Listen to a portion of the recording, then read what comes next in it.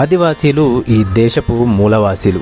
ఈరోజు ఆగస్టు 9 అంతర్జాతీయ ఆదివాసీ దినోత్సవం. అయితే రోజురోజుకి దయనీయంగా మారుతున్న ఆదివాసీల పరిస్థితిపై దేశవ్యాప్తంగా చర్చ జరగాల్సిన సందర్భం ఇది. దేశంలో 8.6% ఉన్న గిరిజనులు ఆదివాసీల జీవన పరిస్థితుల్లో 7 పదుల స్వాతంత్ర్యం ఎటువంటి మార్పుని తీసుకురాలేకపోయింది.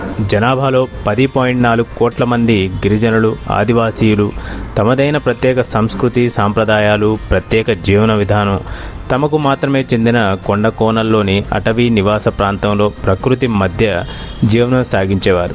ఈ కాంక్రీట్ జంగిల్కి దూరంగా పారే సెలయేరు లాంటి జీవితం వారిది. అనాదిగా అభివృద్ధి పేరుతో జరుగుతున్న విధ్వంసం వారి జీవితాలను అల్లకల్లోలంగా మార్చింది. అడవిలో స్వేచ్ఛగా జీవించే ఆదివాసీలు నేడు అనుక్షణం అభద్రతకు గురవుతున్నారు. వారి కాళ్ల కింద నేలను సైతం తవ్వేసి వారిని అడవి నుంచి దూరం చేసే కార్యక్రమాలను రకరకాల పద్ధతుల్లో అనుసరిస్తున్నాయి ప్రభుత్వాలు. అడవుల్లో ఉన్న విలువైన ఖనిజ సంపదను కార్పొరేట్ సంస్థలకు అప్పగించడానికి పాలకులే స్వయంగా దళారులుగా మారుతున్న పరిస్థితి వారిని ఆందోళనకు గురిచేస్తుంది. ఆదివాసీలను తమ ఆవాసాల నుండి గెంటివేస్తున్న పరిస్థితి ఆదివాసీల మనుగడనే ప్రశ్నార్థకంగా మారుస్తోంది. అంతర్జాతీయ ఆదివాసీ దినోత్సవం ఆగస్టు 9కి ఒక చారిత్రక నేపథ్యం ఉంది.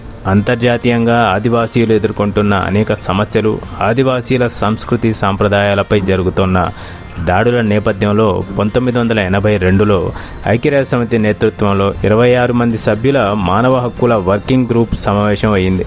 ఈ సమావేశం 1993లో మరోసారి సమావేశమై ఆదివాసీల అభివృద్ధికి సంక్షేమానికి ప్రపంచ దేశాలన్నీ కట్టుబడి ఉండాలని ఐక్యరాజ్యసమితి తీర్మానించింది. ఇందులో భారతదేశం కూడా భాగస్వామిగా ఉంది. 2004 నుంచి 2014 వరకు ఆదివాసీ దశాబ్దంగా ఐక్యరాజ్యసమితి ప్రకటించింది. తీర్మానంలో భాగమైనా కానీ భారత పాలకులు ఆదివాసీల సంస్కృతి సాంప్రదాయాలు హక్కుల పట్ల నిరంతరం దాడి చేస్తూనే ఉన్నారు. ఆపరేషన్ కగార్ అందుకు ప్రత్యక్ష సాక్ష్యం. తెలంగాణలో భూ బదలాయింపు నిరోధక చట్టం 1/17ని సవరించాలని 1600 మంది గిరిజనేతరులు సుప్రీంకోర్టులో కేసులు వేశారు. ఆదివాసీలకు రక్షణగా ఉన్న చట్టాలు యథేచ్ఛగా ఎత్తివేస్తున్నారు.